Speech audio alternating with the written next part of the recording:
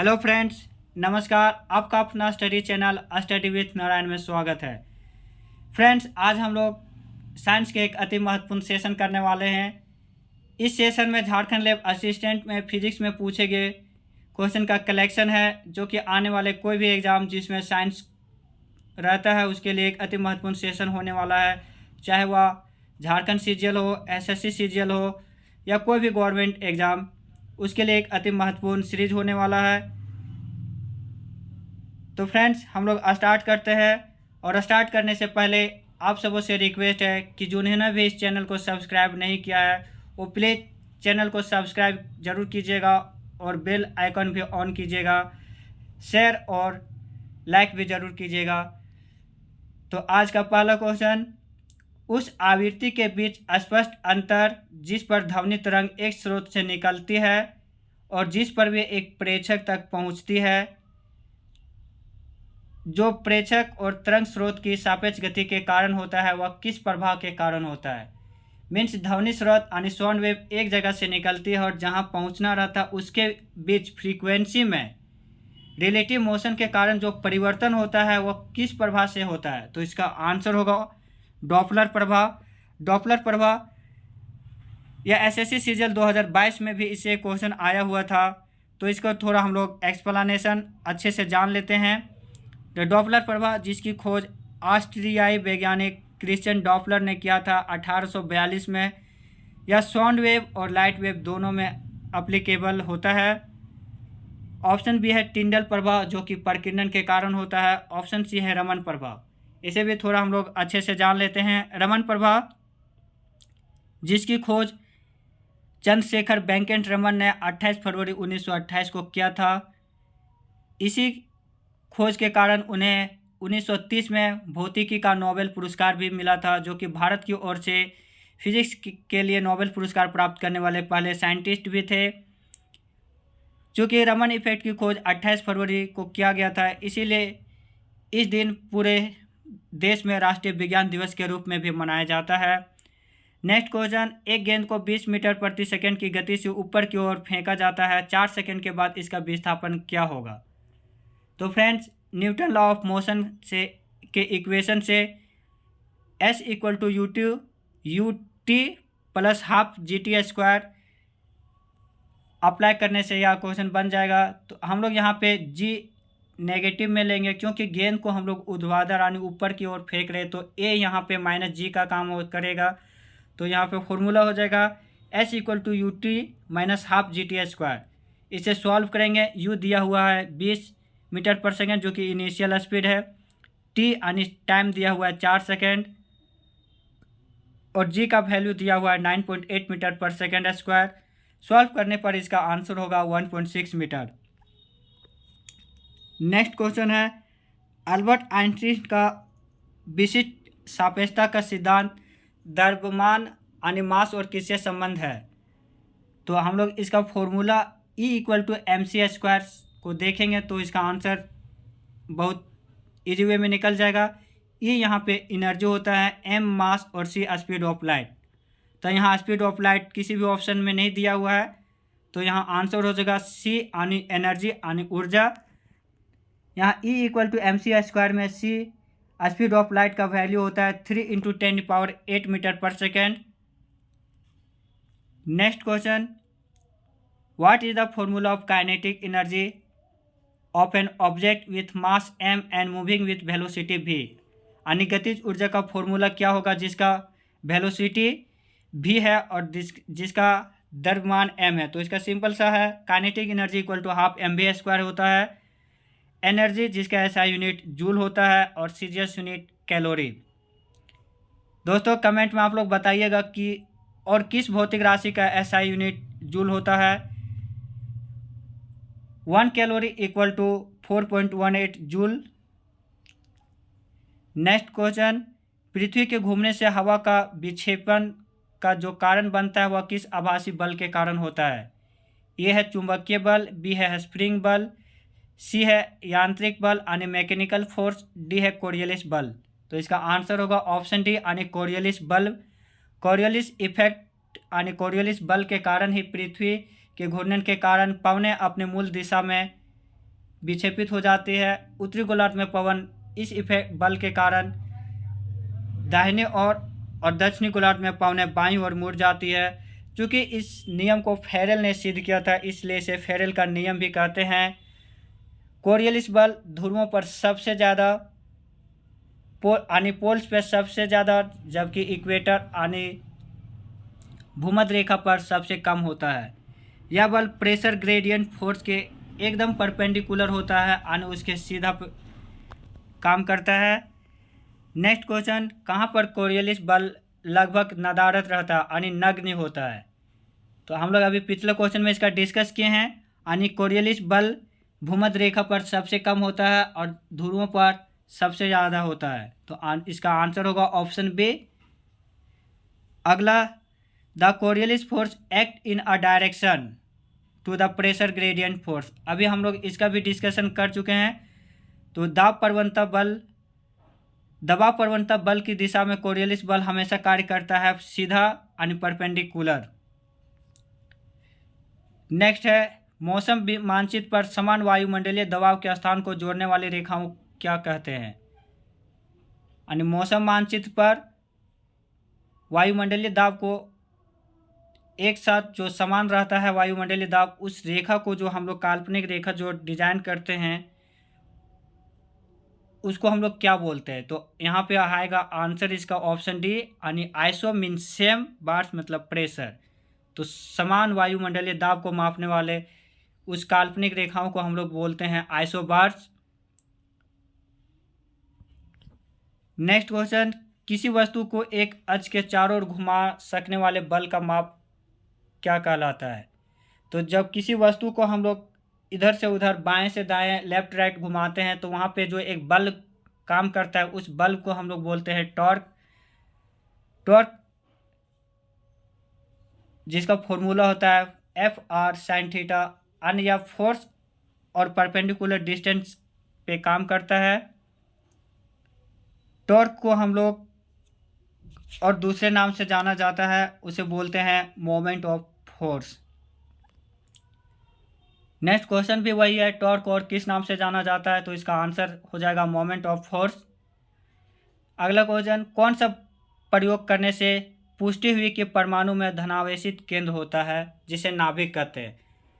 यानी किस एक्सपेरिमेंट से यह हम लोग को पता चला कि परमाणु में पॉजिटिव चार्ज होता है और उसे हम लोग न्यूक्लियस कहते हैं? तो वह होगा रदरफोर्ड का अल्फा प्रकीर्णन यानी स्कैटरिंग अल्फा पार्टिकल, जो हम लोग रदरफोर्ड किया था गोल्ड के सोने के पतले परत पर, जिसमें अल्फा पार्टिकल की बमबारी कराने से जो हुआ था, उसमें एक्सपेरिमेंट में से जो निष्कर्ष निकला था वह यह निकला था कि कुछ अल्फा कण उस गोल्ड फ्यूल के सीधे इस पार से उस पार हो गए, कुछ थोड़ा विक्षेपित होकर पार हुए और कुछ यानी जो बीचों बीच से जो गुजर रहा था वो डेविएट भी नहीं हुआ, वापस वो अपने डायरेक्शन पर ही मुड़ गया।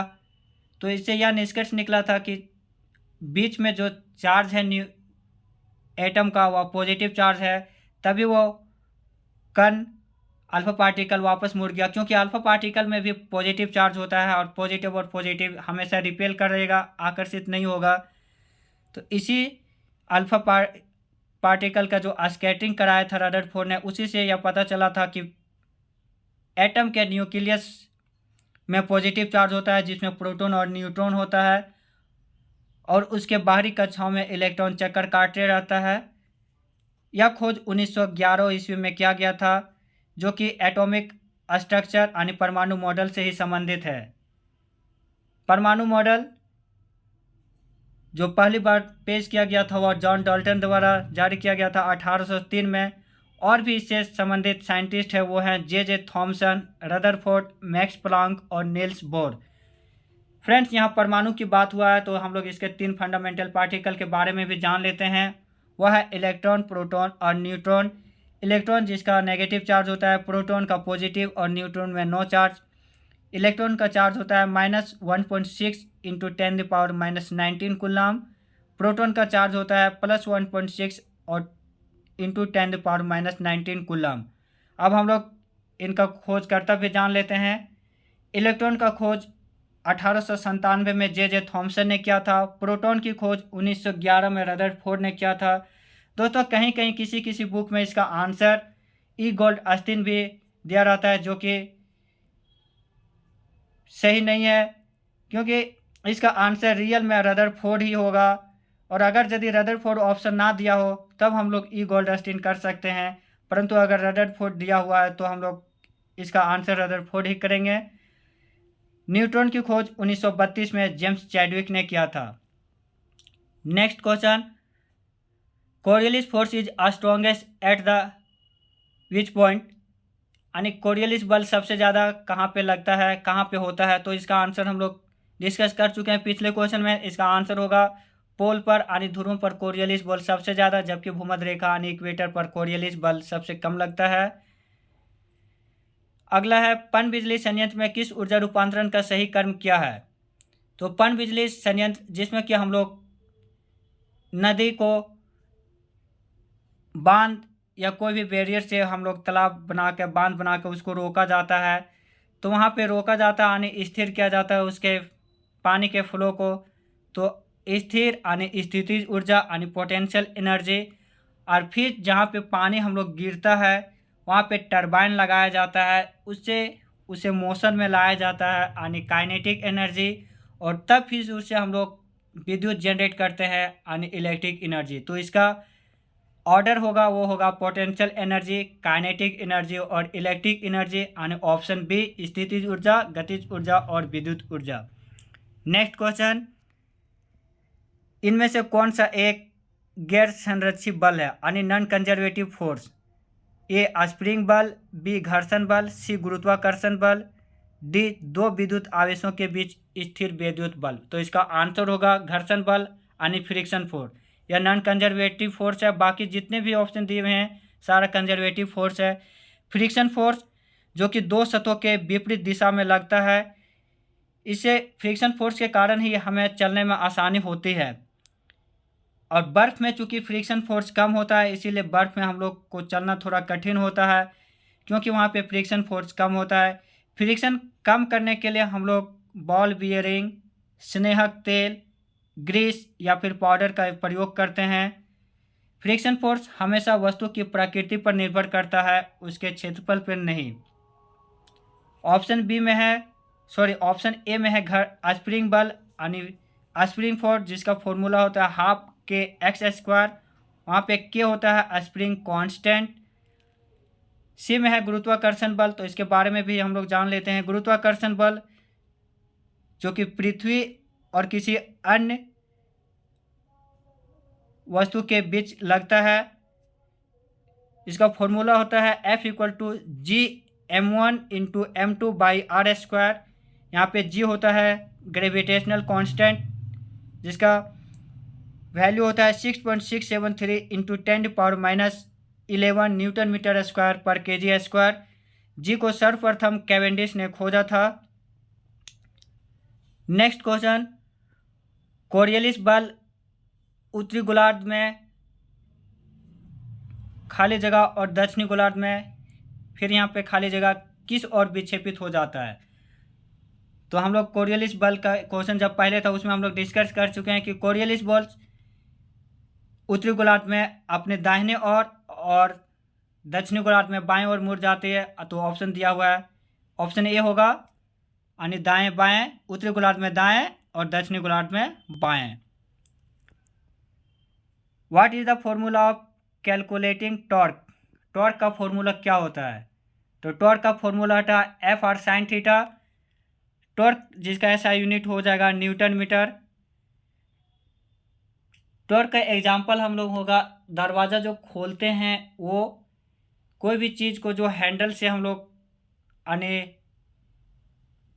हैंड पंप, ये सब क्या हो जाएगा टॉर्क का एग्जांपल। अगला,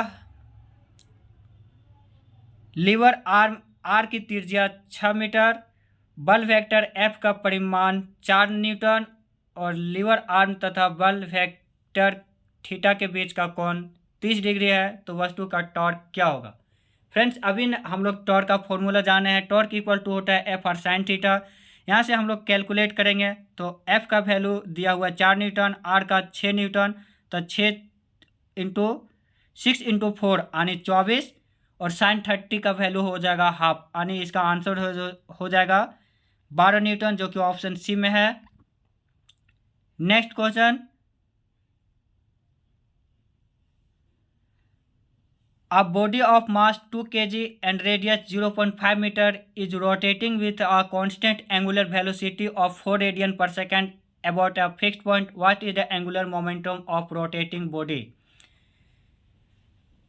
तो घूमते पिंड का कोणीय संवेग क्या होगा? तो हम लोग जानते हैं कि एंगुलर मोमेंटम होता है mvr। तो अगर इस फॉर्मूला से हम लोग इसे कैलकुलेट करेंगे तो m दिया हुआ है 2, r दिया हुआ है 0.5 और वेलोसिटी दिया हुआ है 4 रेडियन पर सेकंड। कैलकुलेट करने पर इसका आंसर होगा 4 यानी 4 kg मीटर स्क्वायर पर second.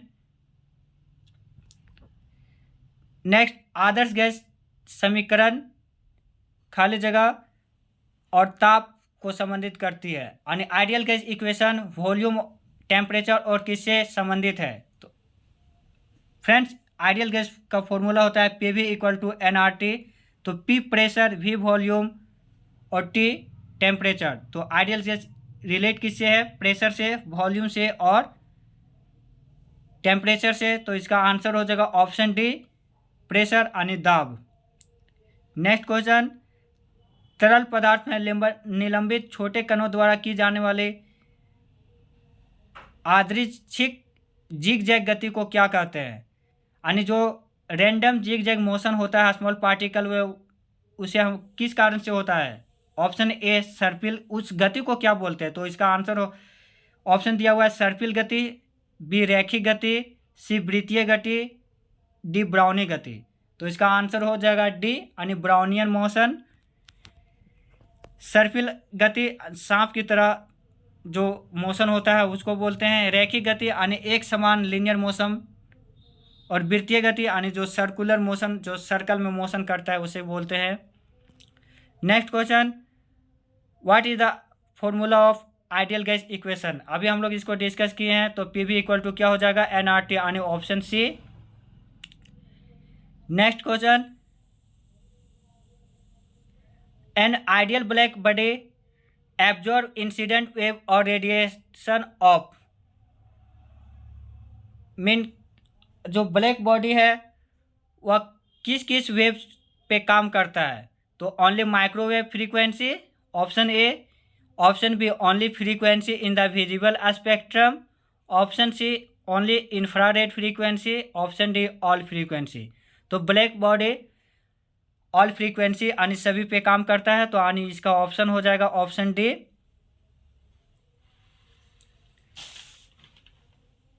Next question, the wave motion is periodic इन खाली जगह एंड इन स्पेस। तो वेव मोशन है वो किसके पीरियोडिक पे काम करता है, यानी किस अंतराल पे? रिलेशन निकालना है वेव मोशन का। तो हम लोग यहाँ पे जानते हैं V = n लैम्डा होता है। तो V = n लैम्डा, लैम्डा यहाँ वेवलेंथ को दर्शाता है, n यहाँ पे फ्रीक्वेंसी को दर्शाता है और V वेव मोशन को दर्शाता है। इससे जब हम लोग कैलकुलेट करेंगे अगला फॉर्मूला में, तो चूँकि फ्रीक्वेंसी = होता है 1/t, तो यहाँ इसका फॉर्मूला हो जाएगा V = λ/t, यानी यह डिपेंड हो जाएगा तरंग गति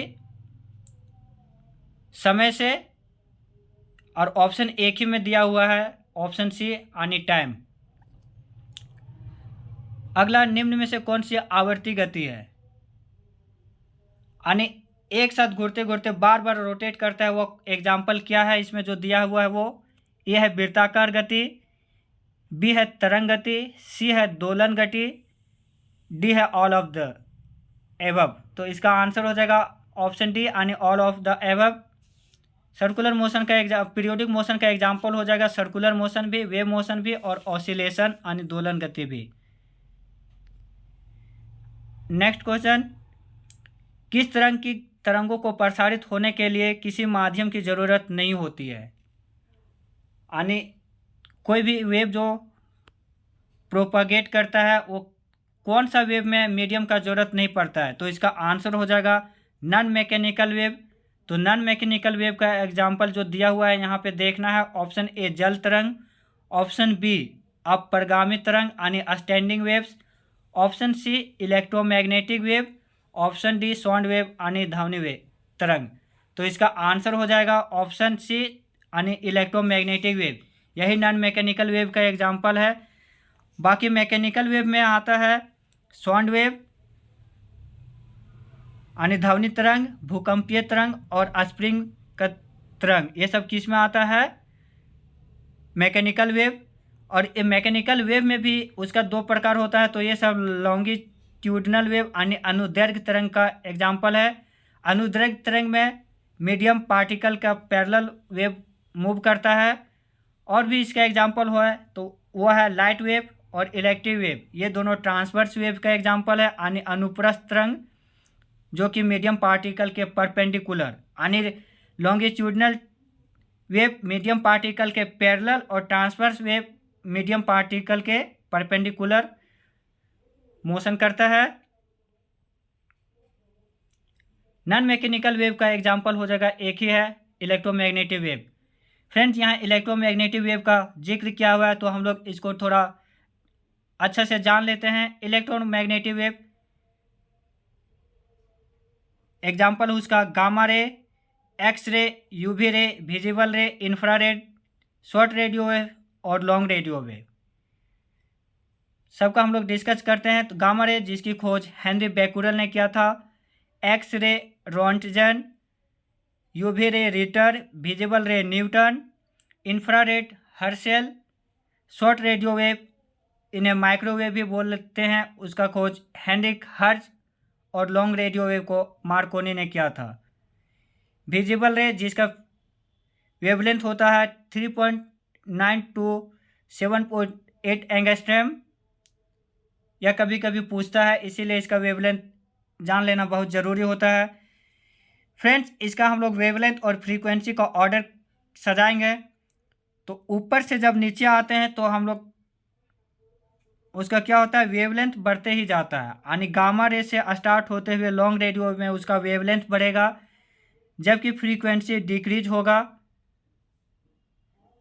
तो यानी सबसे ज़्यादा वेवलेंथ लॉन्ग रेडियो वेव, उसके बाद उससे कम शॉर्ट रेडियो वेव, उससे कम इंफ्रारेड, उससे कम विजिबल, उससे कम फिर यूवी रे, फिर एक्स रे और सबसे कम गामा रे का। और इसी में अगर फ्रीक्वेंसी पूछेगा तो सबसे ज़्यादा गामा रे का हो जाएगा और सबसे कम लॉन्ग रेडियो वेव। अब हम लोग इन सारा वेव का यूजेज जान लेते हैं। तो गामा रे का यूज नाभिकीय अभिक्रिया और कृत्रिम रेडियो धर्मिता में किया जाता है। एक्स रे का यूज हम लोग जितना भी एक्सरे कराते हैं उसमें यूज होता है, यानी चिकित्सा क्षेत्र में। यूवी रे का यूज लाइट इलेक्ट्रिक इफेक्ट में या फिर सेकाई करने में या फिर कोई भी जीवाणु इस सबको मारने में भी यूज हम लोग करते हैं यूवी रे का। विजिबल रे का यूज वस्तुओं को देखने के लिए। इंफ्रारेड का यूज कोहरे में फोटोग्राफी में जो यूज करते हैं। शॉर्ट रेडियो वेव का यूज रेडियो, टीवी और टेलीफोन सिग्नल, एयरक्राफ्ट नेविगेशन में भी शॉर्ट रेडियो वेव यानी माइक्रोवेव का यूज करते हैं। लॉन्ग रेडियो वेव में रेडियो, टीवी के कम्युनिकेशन में यूज करते हैं हम लोग। तो ये था पूरा डिस्कशन इलेक्ट्रोमैग्नेटिक वेव पर। अब नेक्स्ट क्वेश्चन पे आते हैं हम लोग। कौन सा विकिरण ज़्यादा मेलेनिन प्रेरित करता है जिससे त्वचा का रंग काला हो जाता है? तो इसका ऑप्शन ए है नीला प्रकाश, बी है पराबैंगनी प्रकाश, सी है दृश्यमान प्रकाश, डी है लाल प्रकाश। तो सबसे ज़्यादा विकिरण जैसे कि स्किन में जो मेलानिन रहता है उसको काला कर देता है तो वो होता है पराबैंगनी प्रकाश से यानी अल्ट्रावायलेट लाइट से। इसका आंसर हो जाएगा ऑप्शन बी। नेक्स्ट क्वेश्चन, कौन सी तरंग चालक तारों की त्वरित गति द्वारा उत्पन्न होती है और इस्तेमाल रेडियो और संचार प्रणालियों में किया जाता है? तो अभी हम लोग इसका जब पिछला क्वेश्चन में डिस्कस कर रहे थे सारा वेव्स का डिस्कशन, तो उसका यूजेज में हम लोग देखे थे कि रेडियो सिग्नल और टीवी कम्युनिकेशन में हम लोग यूज करते हैं रेडियो वेव का ही। तो संचार प्रणाली में हम लोग क्या आंसर हो जाएगा इसका, रेडियो वेव, यानी जो कि ऑप्शन डी में दिया हुआ है। अगला क्वेश्चन पे आते हैं। निम्नलिखित में से किसकी आवृत्ति दृश्य प्रकाश आवृत्ति सीमा से अधिक होती है? यानी विजिबल लाइट के फ्रीक्वेंसी से किसका फ्रीक्वेंसी ज़्यादा होता है? तो ये भी हम लोग डिस्कस कर चुके हैं पीछे क्वेश्चन में। तो फ्रीक्वेंसी हम लोग जानते हैं कि गामा रे का सबसे ज़्यादा होता है, उसके बाद एक्स रे का, फिर यूवी रे का, फिर विजिबल रे का। तो यानी विजिबल रे से पहले हम लोग ऑप्शन क्या किया? Gamma ray, X ray, UV ray. तो किसी भी ऑप्शन में ये नहीं दिया हुआ है, केवल ऑप्शन सी में है गामा रे, तो इसका आंसर हो जाएगा ऑप्शन सी यानी गामा रे।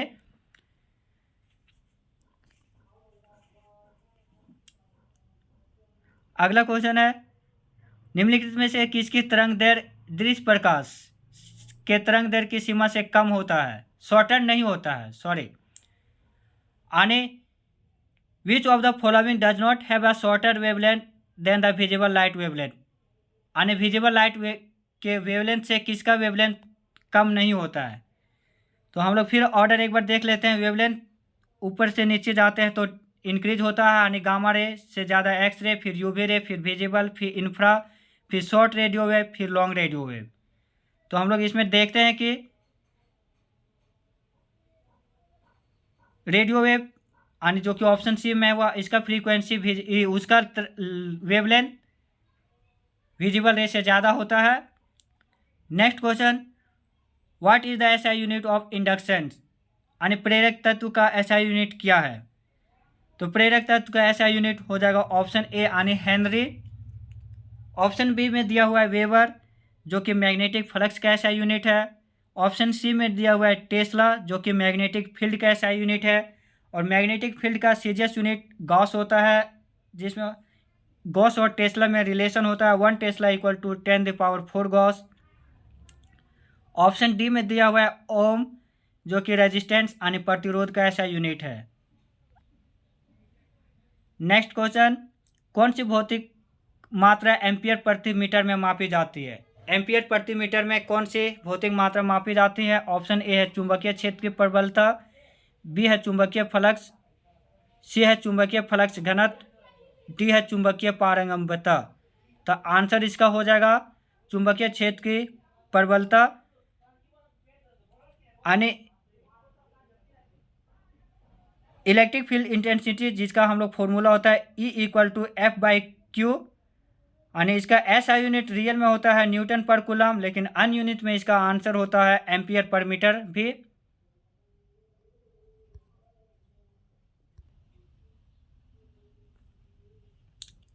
नेक्स्ट क्वेश्चन देखते हैं,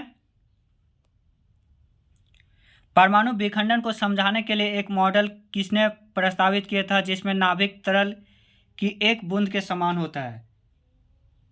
यानी परमाणु विखंडन के लिए जो मॉडल प्रस्तुत किया था वो किसने प्रस्तुत किया था? ए है डाल्टन, बी है नील्स बोर, सी है थॉमसन, डी है रदरफोर्ड। तो इसका आंसर तो सभी ने परमाणु मॉडल दिया था, लेकिन यहाँ पूछा कि तरल की एक बूंद के जो समान होता है वो मॉडल किसने दिया था? तो इसका आंसर हो जाएगा ऑप्शन बी यानी नील्स बोर। नेक्स्ट क्वेश्चन, और एक अति महत्वपूर्ण क्वेश्चन है क्योंकि इससे बहुत ही ज़्यादा परीक्षाओं में पूछा जाता है यह क्वेश्चन, इसको हम लोग पूरा डिस्कस भी करेंगे अच्छे से। क्वेश्चन है, निम्नलिखित में से किस प्रक्रिया में एक भारी नाभिक दो हल्के नाभिकों में विभाजित हो जाता है और एक श्रृंखला प्रतिक्रिया शुरू करते समय भारी मात्रा में ऊर्जा निकलती है? यानी दो नाभिक मिलकर, एक नाभिक मिलता है और वह टूटकर दो अलग अलग नाभिकों में विभाजित हो जाता है, तो क्या हो जाएगा? यानी एक नाभिक मिलकर दो अलग भागों में बंट जाता है, तो उसका आंसर हो जाएगा ऑप्शन डी यानी न्यूक्लियर फ्यूजन यानी परमाणु विखंडन। तो और इसमें हम लोग एग्जांपल देखते हैं कि 92 यूरेनियम 235 जब न्यूट्रॉन के साथ रिएक्शन करता है तो टूट कर यूरेनियम, बेरियम और क्रिप्टन में बदल जाता है और बहुत ही भारी मात्रा में एनर्जी रिलीज होता है। तो यह परमाणु विखंडन के कारण यह ऐसा होता है। परमाणु विखंडन, इसको हम लोग डिटेल से जान लेते हैं। परमाणु विखंडन के ही अनियंत्रित सिद्धांत पर काम करता है। परमाणु बम की खोज 1939 में ऑटो हन और स्ट्रॉसमैन ने किया था। ऑप्शन ए में दिया हुआ है परमाणु संलयन यानी न्यूक्लियर फ्यूजन। तो न्यूक्लियर फ्यूजन में यह होता है कि हाइड्रोजन का दो मॉलिक्यूल यानी 1s2 और 1s3 वह आपस में मिलकर हीलियम बनाता है और उससे भी बहुत ही ज़्यादा मात्रा में एनर्जी रिलीज होता है, जो कि नाभिक के विखंडन में और उससे भी बहुत ज़्यादा मात्रा में एनर्जी रिलीज होता है। इससे रिलेटेड होता है हाइड्रोजन बम, जो कि परमाणु संलयन के अनियंत्रित सिद्धांत पर काम करता है। हाइड्रोजन बम की खोज 1952 में यूएसए के एडवर्ड टेलर ने किया था। फ्रेंड्स, हम लोग जानते हैं कि सूर्य और तारों का ऊष्मा का मुख्य स्रोत न्यूक्लियर फ्यूजन यानी नाभिकीय संलयन ही है। नेक्स्ट क्वेश्चन, 1s2, 2s2 और 2p2 के स्पेक्ट्रम टर्म के लिए जो है यह इलेक्ट्रॉनिक कन्फिगरेशन वह किस एटम के लिए है? तो यानी 1s2 यानी 2 इलेक्ट्रॉन, 2s2 2 इलेक्ट्रॉन यहाँ पे और 2p2 यहाँ पे 2 इलेक्ट्रॉन, तो 6 इलेक्ट्रॉन किसका हो जाएगा? कार्बन का 6, ऑक्सीजन का 8, नाइट्रोजन का 7, क्लोरीन का 17। तो इसका आंसर हो जाएगा ऑप्शन ए यानी कार्बन। बाकी जो ऑप्शन दिया हुआ है उसका भी हम लोग इलेक्ट्रॉनिक कन्फिगरेशन जान लेते हैं। क्लोरीन 17 है ऑप्शन सी, तो क्लोरीन इसका हो जाएगा 1s2, 2s2, 2p6, 3s2, 3p5 यानी जोड़ेंगे तो 2, 2, 4, 6, 10, 2, 12, 5, 17 ये हो जाएगा इसका क्लोरीन का। ऑक्सीजन का हो जाएगा 1s2, 2s2 और 2p4। नाइट्रोजन का हो जाएगा 1s2, 2s2 और 2p3। नेक्स्ट क्वेश्चन, जो आकाश का रंग नीला होता है उसका व्याख्या कौन प्रभाव के कारण हुआ था? तो इसका आंसर हो जाएगा ऑप्शन सी, रमन प्रभाव से। और भी एक इसी में क्वेश्चन इंक्लूड है, एक इलेक्ट्रॉन के साथ इंटरेक्शन के बाद फोटोन का प्रकीर्णन की व्याख्या कौन प्रभाव करता है? तो इसका आंसर हो जाएगा कॉम्पटन प्रभाव। यानी रमन प्रभाव आकाश के नीले रंग की व्याख्या करता है और कॉम्पटन प्रभाव एक इलेक्ट्रॉन के साथ इंटरेक्शन के बाद फोटोन के प्रकीर्णन की व्याख्या करता है। नेक्स्ट क्वेश्चन, किसी पदार्थ की विद्युत चालकता किसके व्युत्क्रम होती है? तो विद्युत चालकता यानी इलेक्ट्रिकल कंडक्टिविटी या कि प्रतिरोध का अपोजिट होता है, यानी इसको हम लोग जी से डिनोट करते हैं। तो जी इक्वल टू होता है 1/r। इसका फॉर्मूला हो जाएगा पर ओम, और भी इसका एसआई यूनिट हो जाएगा, सॉरी इसका फॉर्मूला हो जाएगा जी इक्वल टू 1/r। इसका एसआई यूनिट हो जाएगा पर ओम या फिर महो या फिर सीमेन। ये सारा यूनिट है विद्युत चालकता का। नेक्स्ट क्वेश्चन, नॉट गेट का दूसरा नाम क्या है? दोस्तों यह कंप्यूटर का से रिलेट यह टॉपिक है। हम लोग गेट को थोड़ा अच्छा से जान लेते हैं। लॉजिक गेट, जिसका दो पार्ट होता है, बेसिक गेट और यूनिवर्सल गेट। बेसिक गेट को ही हम लोग फंडामेंटल गेट बोलते हैं, जिसमें 3 होता है, एंड गेट, और गेट और नॉट गेट। नॉट गेट को हम लोग इन्वर्टर के नाम से भी जानते हैं। यूनिवर्सल लॉजिक गेट में आता है नैंड गेट और NOR gate. NAND gate NOT और एंड का कम्बिनेशन है, नॉर गेट नॉट गेट और गेट का कम्बिनेशन है। तो इसमें क्वेश्चन पूछा था नॉट गेट का दूसरा नाम क्या हो जाएगा, क्या होता है? तो आंसर है ए इन्वर्टर, बी है मीडिएटर, सी है नॉन इन्वर्टर, डी है डिकोडर। तो इसका आंसर हो जाएगा ऑप्शन ए यानी इन्वर्टर। अगला क्वेश्चन, और गेट के बाद एक नॉट गेट ऑपरेशन लागू किया जाता है, तो उसका आंसर क्या हो जाएगा? फ्रेंड्स अभी हम लोग डिस्कस किए थे, और गेट के बाद जो नॉट गेट जब मिल जाएगा तो आंसर हो जाएगा नॉट प्लस और, यानी नॉट गेट इसका कम्बिनेशन बन जाएगा, यानी ऑप्शन ए। नेक्स्ट क्वेश्चन, वह लॉजिक गेट क्या कहलाता है जो किसी अन्य लॉजिक गेट प्रकार का इस्तेमाल किए बिना किसी भी बुलियन फंक्शन का लागू कर सकता है? तो इसका आंसर हो जाएगा ऑप्शन बी यानी यूनिवर्सल गेट। यूनिवर्सल गेट में हम लोग बुलियन किसी भी बुलियन फंक्शन को बिना यूज किए भी हम लोग उसको काम कर लेते हैं। नेक्स्ट क्वेश्चन, इनमें से कौन बेसिक लॉजिक गेट है? तो अभी हम लोग डिस्कस किए हैं बेसिक लॉजिक गेट में 3 गेट आता है, एंड और नॉट। तो इसका तीनों में दिया हुआ है यानी ऑप्शन डी हो जाएगा सभी विकल्प सही यानी all of the option. Next question और आज का आखिरी क्वेश्चन, इनमें से कौन सा यूनिवर्सल लॉजिक गेट है? इसका भी हम लोग पूरा एक्सप्लेनेशन अभी देख चुके हैं। तो यूनिवर्सल लॉजिक गेट में दो गेट है, नैंड गेट और नॉर गेट। तो ऑप्शन यहाँ पे दिया हुआ है नॉर गेट ऑप्शन ए में, तो ये यानी नॉर गेट इसका आंसर हो जाएगा। बाकी ऑप्शन में और गेट, एंड गेट और नॉट गेट है, ये फंडामेंटल गेट है। तो दोस्तों ये था जेएसएससी के लैब असिस्टेंट में पूछे गए फिजिक्स के क्वेश्चन का।